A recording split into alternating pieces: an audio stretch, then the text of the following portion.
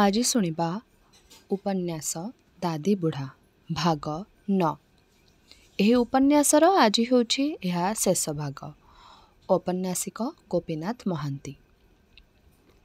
सेतबेलको बहल शीत पड़गलाणी। मंज थरई देउछि। गाँर 12 गोरु गाई 14 कुकुड़ा मरी सारे। अनहुति रोग छाड़गला। रूफाजानी गर्वरे बेक फुले देई चारिआडे कहि बुलिला, देखिल तो मु कौन कहूली। तार प्रतिष्ठा बढ़ीगला। खाड़रा झोलार चिक्कू कंध ना आउ केही तुंडरे धरिले नाही। तार पट्टा चिरस्थायी हेला। चारि पाखरे वर्षा धुआ चिकी चिकी गोरुहाड़ को देखि देखि लोके दीर्घ निश्वास पकेले।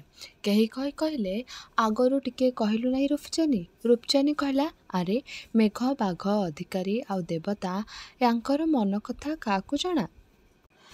जेतेबेले जोटा मन हुए तांकर मु कौन करिबे आ। किंतु शेष जाके रूपचानी आपणार प्रभाव रे अमंगल को रोकी पारला नहीं। गोरु मड़क न जाणु से दिन धरिदेला। एका बेलके गाँर अनेक धांगड़ी विवाह होई गले। या परे कुआड़े वर्षे बाहाघर बंद। सारिया जान गला, सारिया फूल गला। बोती मोती रंगिया चाफ समस्ते गले। दिना केते भोजी भात निशा पानी नाचरे भल कटिला। किंतु ठीक मगुशीर शेष आड़कू पाख जंगलरू काठ कटाड़ी किलेउटी आसी दिने कहले जे बण भितरे बड़ बाघुर पाहुल पड़िछि केतेठा। आउ तहिरे 5 दिन परे संज बुड़े ठीक गाँ देखंतीटारे गोटाए पड़ू होइथिबा चंदा पत्थर पदरे जीरु परजाकू बाघ धरिला। लोके भୟରେ थरिले।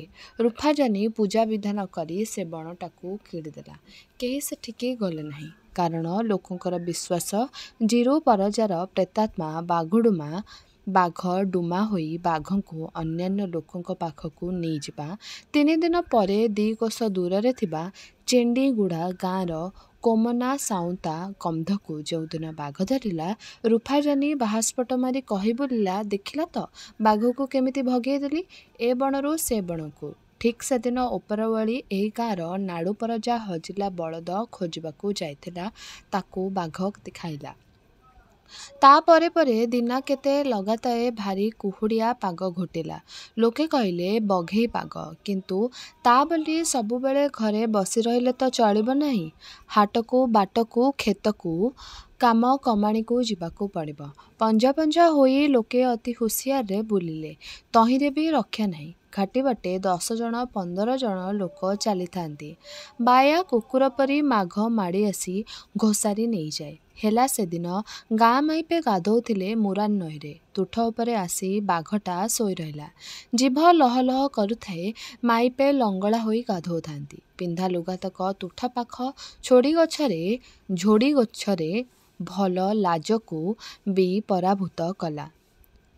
माइपे पाटी कले। गाँ भितरू 40-50 लोक ठेंगा भाला धरी ओह्लाइबारू बाघटा पलैला। बिना विपदरे गाँ चारिपाखे ढीप पदर भूईरे से डिया मारे। बेले बेले टिके अंधार पड़गले जल जल दीटा तारा परी तार साब्जा इटालिया आखि दीटा एठी सेठी जली लगी थाए। रूपचानी डौरिया देला। हाथरे बेकरे अंटारे लोके पुणी गारिडी मंत्र रे सिझा केते जिनिस बेझेई दे होई थांती। तथापि तांको बाघ धरे। एका मासक भितरे स्त्री पुरुष होई 20 जन को बाघ खाइला। तथापि बघेई बंद हेला नाही। गाँ नसीगला। एमिति बघेई केबे हेले देखा नथिला। अन्यान्य पाखतलर गाँ रे बाघ खाए। किंतु ए गाँटा केमिति कपाल जोर रे बंची जाए। 5 वर्षरे गोटाए हेले बहुत हेला। आशंकारे छाती दुलुकिला। कौन हेब। नायक मुंडरे हाथ देई बसीपड़ी भाबे, शिस्तु जिया दियाजिब कोठो। काली सकाळे राजा घर रिबिनी आसी मागी पकेइब। रईत भाबी भाबी हैरान। जंगल जागा तो काठ खंडे आनिबाकू हेले बणकू जीवाकू पड़िब। ए गाँ छाड़ी से गाँ गले बण। एते कथा काहेकि खेतरे तास बेउसा कले सुधा पाखरे बण। बण भितरे बाघ लुचिथिब। कुआड़ू दौड़ी आसी धरी पळेइजिब। दिने बड़ी सकाळे बुढ़ा जमादार जानी गाँ मुंडरे करपटिया होई ठाए झाड़ा फेरी बसी थाए। सेठी जंगल नहीं, खाली फिरी घास छाती उंचरे बढ़ी थाए। चली जाई थाए मुरान नईकूलरू बोली। हठात बाघ आसिला ताकू धरी घेनीगला। गाँरे हाहाकार पड़गला। एते दूर सुधा लोके बाध्य होई पदाकू बाहरती, नहिले खेतरे पाची खंडिक तले झड़ी पड़िबो। खाई बंचिबाकू आउ किछि नाही। तसा बलद तक मरी सारिछंती। आर वर्षकू तास बेउसा हेब केमिति ताहा ही जणा नाही। आउ जदि ए वर्षर खेतर पाची घरकू न आसे लोके पाकु पाकु होई मरिजिबे। सबु लोक एकाठी होई ठेंगा बर्छा टांगिया धरी आजी या खेतरे काली ता खेतरे कटाकटी काम करि दियंती। बेसी लोक हो हा हेउथिले बाघ आसिब नाही। कामधंदा सारी राति हेले थीर होई गाँरे थांती, कुआडे बाहरती नाही। झाड़ा फेरती ओड़ी तले गाँ आसना हो जाए। एहीपरि 7 दिन कटिगला, काहारिको बाघ खाइला नाही। तापरे लोक टिके ढिला होई गले। 30-40 परिवर्ते 10-5 एकाठी होई बाहरिले। पुणी बाघ खाइला। बाघ जेपरि चरम निनाद मृत्यु। बाघर करामती देखि केही भूलले सुधा दादी बुढ़ार करामती को अविश्वास कले नहीं। लोके कहती जार कपाल पोड़े ताको बाघ खाए। आ कपाल पोड़िब कि बड़ तार तथ्य दादी बुढ़ा को जଣା। बाघ तार दूत। एते दिन दादी बुढ़ा हसुथिला, संसार रे सुख थिला। आज कौनसी अजणा कारणरू दादी बुढ़ा कोप करिछि। तेणु बोही लागिछि ध्वंसर तोफान। केबे ये थंबिब कि नाई जाने। काहारी जीवन रे थाइता नहीं, अकाल आसीछि। गप कले लोके तर्क करती किए संभवतः दादी बुढ़ा को रगेई दे थाई पारे। यार तार दोष बछा बछी हुअंती, कजिया करती।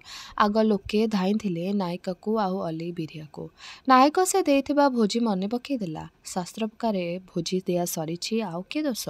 लोके परस्पर आखिए रखिले ए तार से यार दोष चिन्हिबाकू। कामिका लोक पदारू बाधा पाई कौनसी समाधान न पाई दिनू दिन चिड़ी उठिले।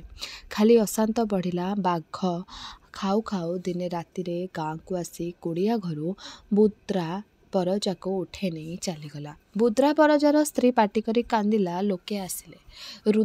बुद्रा परजा आउ फेरिला नहीं। घटना देखी भयरे लोके थरिले। एपरि गाँरे होइछि। तास जगिबाकू निया जाली लोके निछाटिया खेतरे कुड़िया करी सेठी सोईचंती। सेठू बाघ उठे नहीं खाइछि। आउ गाँ भितरू कौन हैला ए वर्ष। एपरि पहाड़ देशरे केते गाँ उजुड़िछि आजी आउ पत्ता नहीं। से दशा घोटिगला ए गाँ को भी। घरे घरे उपास चुली जळु नहीं। हस चली जाइछि खाली सुखिला सेमेटा मुह। गोरु गाई जाहिबा बंचिछंती। तांकर हाड़ दी काठी परि गणी होछि। प्राण जाउछि कि आउछि। घरु घरु कांदणा उठुछि। बुझेइबाकू काहाकू किए। आ लोके भाग्य सांगे छकापंजा खेली तरतर होई चाहि बसिछंती। कौन हेबो केतेबेड़े लोके चाहि बसिछंती। अशुभ सूचना किछि देला कि। काउ केउ दिगरू केतेथर कुआड़ू उड़िला। पेचा केउंठी बोबाइला। बिलिया केउ बाटे देखा पड़ेला। पताकू बाहरिले कि कौला बाछुरीटी देखि डर बिलियाकू तो सहजे। संजय बुड़िले एठिका सेठिका खुंटा थुंटा कि बाघ भी दिसंती। लोके तुनी तानी कुहाकुही हुअंती। कुद उपरे दादी बुढ़ा पारे कुआड़े बाघटा रातिरे आसी बसी थाए। आहुरी डर माड़े। बुद्रा परजाकू नेबा रातिरे साम गुरुमाई मने मने भाबिला कौन गोटे नुआ संदेश जेपरी ता पेट भितरकू तंटी जाके उठी आसीछि। गाँर कालिसी से गुरुमाई जो ठाकुर गाँ लोकंकू किछि खबर पठेबे से साम गुरुमाई को नचेई नचेई ता तुंडरे कुहाइबे। साम गुरुमाई भारी डरकुला लोक। आउ तार मन हैला कौनसी देवता जेपरी ता आगे किछि कुहाइब हेउछि। सकाळ हैला साम गुरुमाई को भावनार जोर टिके मांदा पड़िला। संज बुड़िला पुणी तार भावना पड़िला। से रातिरे महाबल बाघ गाँ चारि पाखे पैंतरा मारी घोर गर्जन कला। घरर चाଳ शब्द छोटरे थरी थाए। लोक भୟରେ कुंठाकुंठी हुअंती। पिलाए कांदिबाकू आरंभ करी थप थप करी बंद होई जाती। साम गुरुमाई आपणा घरे भୟରେ थरुथाए। थरी थरी से भाबुथाए से साम गुरुमाई नुहे, से जेपरी अन्य जणे किए। क्यों देवता जे गुरुमाई मनटा खाली दखल करी नेछि। प्रति थर बाघ रड़ी छाड़िले से घड़घड़ी उपत्व बेले लाठी आशा करुथिबा देवतार कथा तार तुंड छाड़ी पदाकू बाहरिबाकू चेष्टा करे। देवतार बाहन होई साम गुरुमाई बराड़ पत्र परी थरे। सांगे सांगे रूपचानी लाल पाखकू गला। मोहुरिया पाखकू जाई बाइद मोहुरी अणाई पकाइला। दादी मुहरे पानी न दौणु लोके जाई गाँ मझिदाण्डरे जमा हेले जोंठी तांको पितृपुरुषଙ୍କ स्मृति सकाशे गोजिया पत्थर आउ तटा पत्थर पड़िछि ଯେଉଁଠୁ ନାଟଠୁ ପଞ୍ଚାୟତି ଯାକେ ସବୁ ହୁଏ। ଲୋକେ ଧକାଧକି ଠେଲାଠେଲି ହୋଇ ରୁଣ୍ଡିଲେ। ଶାମ ଗୁରୁମାଇ ପାଗଳ ପରି ନାଚୁଥାଏ, ଦିଶାରୀ ମନ୍ତ୍ର ପଢ଼ୁଥାଏ। ମାଟିରେ କୁକୁଡ଼ା କାଟି ତାର ରକ୍ତ ଢାଳୁଥାଏ, ମଦ ଢାଳୁଥାଏ। ଗୁରୁମାଇ ନାଚି ନାଚି ଆହୁରି ପାଗଳ ହୋଇଗଲା। ଆଖିରେ ଅସ୍ୱାଭାବିକ ଜ୍ୟୋତି, ମୁହଁରେ ଅସ୍ୱାଭାବିକ କ୍ରୂରତା। ନାଚେ, ଲୋଟେ, ଗଡ଼େ, ନାଚେ। ଦଳର କାହାକୁ କାହାକୁ ଗୋଡ଼ାଏ, ବାଜଦାରକୁ ପିଟେ। ବଡ଼ ବିକଟ ନାଚ ସେ। ତାଟଙ୍କା ହୋଇ ଲୋକ ଦେଖୁଥାନ୍ତି, ଆଉ ଫୁସୁର ଫାସୁର ହେଉଥାନ୍ତୁ। ସକାଳୁ ଏ କି ଅମଙ୍ଗଳ ସୂଚନା! ନାଚି ନାଚି ଥେ ହୋଇ ଗୁରୁମାଇ ଗୋଟାଏ ବିକଟାଳ ହସଟାଏ ହସି ଫାଟି ପଡ଼ିଲା। ଲୋକେ କତି କୁକୁତି ହୋଇ ଘୁଞ୍ଚିଗଲେ। ଗୁରୁମାଇ ହା ହା ହା ହା ହୋଇ ଆଖି ତରାଟି, ଜିଭ ଲହ ଲହ କରି ଦାନ୍ତ ଦେଖାଇ କହିଲା, ଖାଇଛି ଖାଇଛି ଖାଇଛି। ଗଣି ଗଣି ଖାଇଦେଲି 2 କୋଡ଼ି 3 କୋଡ଼ି 3 କୋଡ଼ି 3 ଖାଇଦେଲି। ମୁହଁ ନିରକ୍ତିଆ କରି ନିଶ୍ୱାସ ରୋକି ଲୋକେ ଶୁଣିଲେ। ସେ କହିଲା, ମୁଁ ସବୁଠୁ ବଡ଼ ଠାକୁର ଦାଦିବୁଢ଼ା। ସବୁ ମୁଁ ଘଡ଼େ, ସବୁ ମୁଁ ସବୁ ଭାଙ୍ଗେ। ଯେତେବେଳେ ଯୋଉଟା ହୁଏ ମୋର ମନ। ଯାହାକୁ ମୋର ମନ ହେଲା ଖାଇଦେଲି, ଯାହାକୁ ଇଚ୍ଛା ରଖିଲି। ମୋର ଇଚ୍ଛା, ମୋ ମନ। ମୁଁ ସବୁଠୁ ବଡ଼ ଠାକୁର ଦାଦିବୁଢ଼ା। କି ପାଇଁ କିସ୍ ମୁଁ କରେ ମତେ ପଚାର ନାହିଁ, ସେଟା ମତେ ଏକା ଜଣା। ମୁଁ ସବୁଠୁ ବଡ଼ ଦାଦିବୁଢ଼ା, ମତେ ପଚାର ନାହିଁ। ମୁଁ କହିବି ନାହିଁ। ଖାଇବାର ଇଚ୍ଛା ହେଲା ଯାହାକୁ ତାକୁ ଖାଇଦେଲି। ରଖିବାର ଇଚ୍ଛା ହେଲା ତାକୁ ବଞ୍ଚେଇ ରଖିଛି ଏ ପର୍ଯ୍ୟନ୍ତ। ମାତ୍ର ଗୋଟେ କଥା କହିବି ହଉଛି ତୁମମାନଙ୍କୁ। ଏ ଆମ ପାଖରେ ବେଶୀ ବାଘଡୁମା। ଯାହାକୁ ବାଘ ଖାଏ ତାର ପ୍ରେତାତ୍ମା ମାନେ ଏବେ ବି ରହିଗଲେ। ତୁମେ ସବୁ ଏ ଗାଁ ଭାଙ୍ଗି ଦେଇ ଏଠୁ ଚାଲିଯାଅ, ନଇଲେ ତୁମର ଭଲ ହେବ ନାହିଁ। ତୁମକୁ ମୁଁ ସର୍ଜନ କରିଛି, ତୁମର ସୁଖ ହେଲେ ମୋର ସୁଖ। ସେଥିପାଇଁ ତୁମକୁ ଚେତେଇ ଦେଉଛି, ଯାଅ ପିଲାମାନେ, ଏ ଗାଁ ଛାଡ଼ି ଦେଇ ଚାଲିଯାଅ। ବେଳ ଉଠିବା ବାଟକୁ ଗାବଦି ପାଲବି ଡଙ୍ଗର ତଳେ ବହୁ ଜାଗା ପଡ଼ିଛି। ସେଠି ପଛେ ଘର ଦୁଆର କର। ଏ ଜାଗା ଛାଡ଼ି ଚାଲିଯାଅ। ଏଠିକି ମୋର ସାଙ୍ଗୀ ଦେବତାମାନେ ବୁଲଚାଲ ହେବେ। ବାଘ ଡୁମାମାନେ ରହିବେ। ଏଠି ତୁମକୁ ଭଲ ନାହିଁ। ଯେତେ ଚଞ୍ଚଳ ପାର ବାହାରି ଚାଲିଯାଅ ତୁମେ। ସେଠି ଅଧିକ ଭଲ ହେବ। ତୁମେ ଜଣେ ଯାଅ, ତୁମ ସୁଖ ଦୁଃଖ ବୁଝିବାକୁ ସବୁବେଳେ ମୁଁ ଥିବି ତୁମ ପାଖାପାଖି। ଯାଅ ଯାଅ ଯାଅ। ଗାଁର ସବୁ ଲୋକେ ଲମ୍ବ ହୋଇ ଭୂଇଁରେ ଦଣ୍ଡବତ ହୋଇ କହିଲେ, ଦାଦିବୁଢ଼ା, ତୋର ଇଚ୍ଛା, ତୋର ଦୟା। ରଖିଲେ ତୁ ରଖ, ମାରିଲେ ତୁ ମାର। ମାତ୍ର ତୋ କଥା ଆମେ ମିଳିବୁ ନାହିଁ ବା ଅମାନ୍ୟ କରିବୁ ନାହିଁ। ତୁଇ କହିଲା ପ୍ରକାରେ ଆମେ ଯିବୁ। ଏକା ତୋର ଦୟା ପ୍ରଭୁ। ଶାମ ଗୁରୁମାଇ ବେହୋସ ହୋଇ ପଡ଼ିଗଲା। ତାର ଠାକୁର ଛାଡ଼ି ଯାଇଥିଲା। ଗାଁରେ ଚହଳି ପଡ଼ିଗଲା। ଗାଁ ଭାଙ୍ଗିବାକୁ ପଡ଼ିବ। କେତେ କାଳର ପୁରୁଣା ଗାଁ ଛାଡ଼ି ଚାଲିଯିବାକୁ ପଡ଼ିବ। ପିତୃପୁରୁଷଙ୍କ ହାଡ଼ ପାଉଁଶ ପଛରେ ରହିଯିବ। ଆଉ ଗାଁ ଦାଣ୍ଡରେ ଯେତେ ଗୋଜା ପଥର, ଚଟା ପଥର ଆଦି ପାବଲି ଡଙ୍ଗର ଏଠୁ ଦୂର ନୁହେଁ। ମଝିରେ ଆଡ଼ୁଆ କରୁଛି ପାଚେରୀ ପର୍ବତ ଆଉ ଚିଲିବେଡ଼ା ଜଙ୍ଗଲ। ନୋହିଲେ ଦିଶନ୍ତା। ସେଠି ଗାଁ ବାନ୍ଧିବାକୁ ଯେଉଁଠି ଥଳ ଅଛି ବା ତାସଭୂମି, କିନ୍ତୁ ଦାଦିବୁଢ଼ାର ଆଦେଶ ଅମାନ୍ୟ କରି ହେବ ନାହିଁ। ଯିବାକୁ ହିଁ ହେବ। ଏ ଶୀତ ଗୋଟାକ ଗଲେ ବଣ ଶୁଖିଯିବ। ତାପରେ ବାଘ ଦାଉ ଉଣା ଅଧିକ କମିଯିବ। ସେତେବେଳେ ହୁଏତ ଏ ଗାଁର ଭୂମି ତାସ କରିବାକୁ ବାଧା ନଥିବ।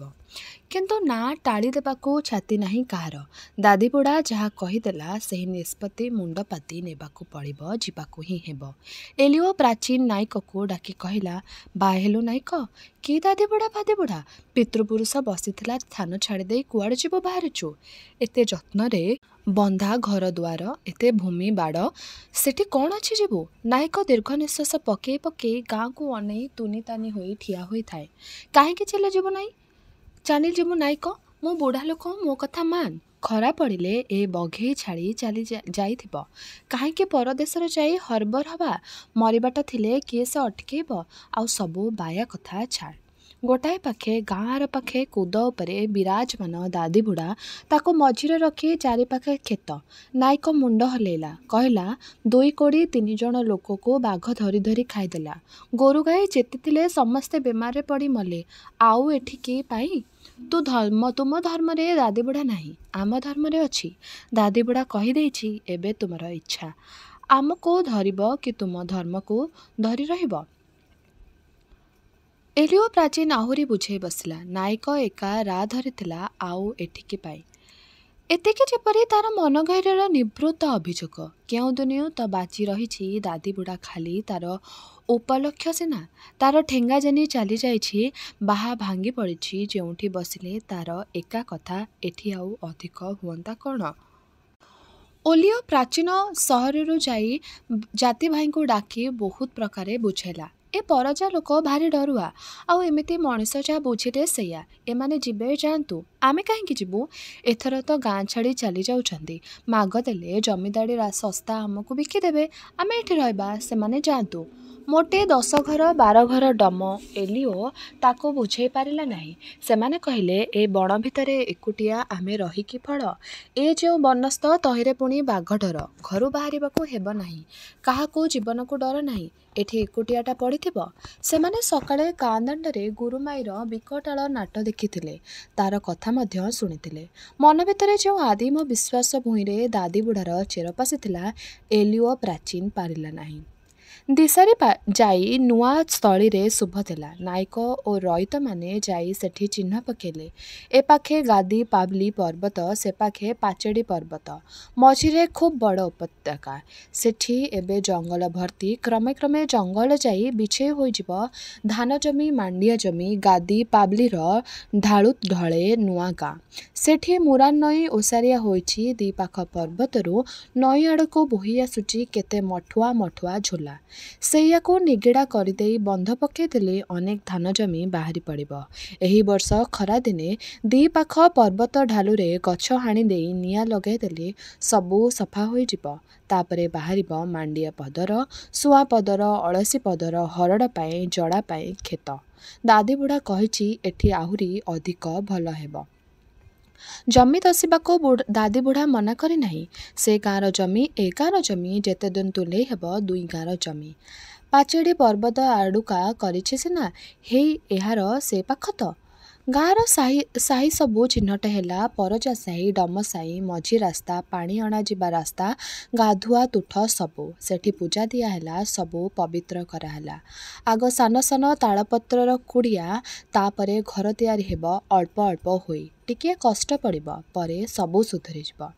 ଦିନ 5ଟାରେ ସବୁ ଜିନିଷ ବୁହା ହୋଇଗଲା। ପୁରୁଣା ଚାଳରୁ ଭଲ ଭଲ କାଠ ବାଉଁଶ ସୁଦ୍ଧା ଘରର ତାଟି, କବାଟ, ଚୌକାଠ।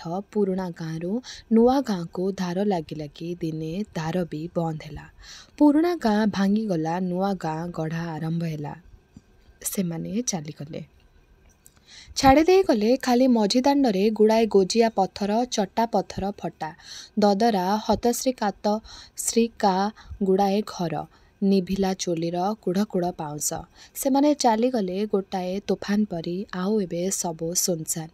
ଏଠି ଆଉ ଛାତ ଭିତରୁ ଧୂଆଁ ଉଠିବ ନାହିଁ। ଦାଣ୍ଡରେ ଗୋବର ଅଳିଆ କୁଢ଼ ହେବ ନାହିଁ। ଘର ଦୁଆରେ ପିଲାଏ ଧୂଳି କରିବେ ନାହିଁ। ସଞ୍ଜ ବୁଡ଼େ ପାଖ ପାଉଣରୁ ରାସ୍ତାଏ ରାସ୍ତାଏ ଗୋରୁ ମଣିଷଙ୍କ ଧାର ଲାଗିବ ନାହିଁ। ଜହ୍ନ ରାତିରେ ହୁଲସ୍ଥୁଲ ହୋଇ ନାଚ ଲାଗିବ ନାହିଁ। କଳି ଗୋଳ ନାହିଁ, ହସ ଖୁସି ନାହିଁ। ଚିରଦିନୁ ସବୁ ତୁନିତାନ। ଆଉ କୁଦ ଉପରେ ଖଜୁରୀ ଗଛର ଦାଦି ବୁଢ଼ା, ଯାହାକୁ ମଣିଷ ଗଢ଼ିଥିଲା, ଯାହାକୁ ମଣିଷ ଛାଡ଼ି ଦେଇ ଚାଲିଗଲେ, ତାର ପିଣ୍ଡ ବି ଏ ପରିତ୍ୟକ୍ତ ଧ୍ୱଂସ ଭିତରେ ଗୋଟାଏ ଶବ। ତାର ଅମର ଆତ୍ମା ଜନ୍ମ ହେବ ଆଉ କେଉଁ ଜାଗାରେ। ସେଠି ପୁଣି ସେ ଧାଙ୍ଗଡ଼ି ନଚେଇବ, ମୁଥ ମୁଥ କରି ଛୁଆ ପିଲା ଅଜାଡ଼ି ଦେବ ଆମ୍ବ କଷି ପରି। ଭିଡ଼ିକି ଲଗେଇବ, ଅଜାଡ଼ି ଦେବ ଧୋଇ ମରୁଡ଼ି ମଡ଼କ ଚିରନ୍ତନ ସେ। ଧୀରେ ଧୀରେ ଚାଳ ସବୁ ଭାଙ୍ଗି ପଡ଼ିଲା। ଉଇଧାର ଲାଗିଗଲେ। କାନ୍ଥ ଭାଙ୍ଗି ଯାଇ ହେଲା ମାଟି କୁଢ଼। ଜଙ୍ଗଲ ଚାପି ଆସିଲା, ମାଡ଼ି ଆସିଲା। କେଉଁଟା ଏଠି ଧାଙ୍ଗଡ଼ି ବସା ଘର, ଯେଉଁଠି ଟୋକାଏ ଟୋକିଏ ରାତି ରାତି ଅନିଦ୍ରା ହୋଇ ଗୀତରେ, ଡୁଙ୍ଗ ଡାଙ୍ଗରେ, ଭଲ ଖାଇବାରେ ପସରା ମେଲି ଦେଉଥିଲେ। ଠେଙ୍ଗାଜାନି ସାରିଆ ଦାନ ବାହା ହୋଇଥାନ୍ତେ, ଘର କରିଥାନ୍ତେ। କେଉଁଟା ଏଠି ସେ ଅଧା ତୋଳା ଘର। କାହିଁ? କୁଦ ଉପରେ ହୁଙ୍କା ବୁଢ଼ା ଦାଦି ବୁଢ଼ାର ଉପରେ ମାଡ଼ି ବସିଲା। ଦୁଇ ବୁଢ଼ା ହେଲେ ଏକ ଅଦ୍ୱୈତ। ଏଇଠାରେ ଶେଷ ହେଲା ଔପନ୍ୟାସିକ ଗୋପୀନାଥ ମହାନ୍ତିଙ୍କର ଉପନ୍ୟାସ ଦାଦି ବୁଢ଼ା। ରହିଲି, ନମସ୍କାର।